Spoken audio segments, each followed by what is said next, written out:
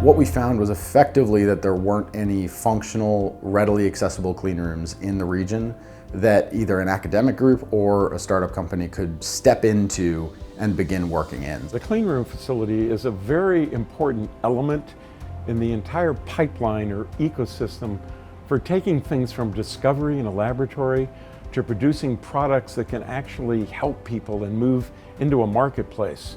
And so by virtue of having something like this clean room, we can undergo processes that are very highly regulated by the government appropriately to make sure materials are handled in a precise way so that they are clean. A clean room is a purpose-built space where airborne particles, microbial contamination and other environmental variables are very tightly controlled.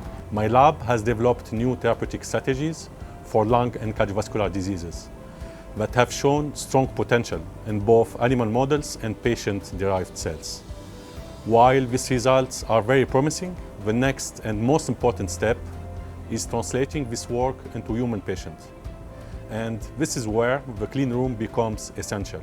By virtue of having it here at the Fralin Biomedical Research Institute, we can make this available not only to the researchers here, but also to other researchers throughout the community and hopefully attract others to this area who may not be here yet. You know, it's one thing to have an academic paper and to publish it in a good journal, but it's another thing to take something that you've produced in your laboratory and then translate it beyond that, so that it actually becomes useful to people. The clean room is not just a facility, it is a bridge between discovery and patient care.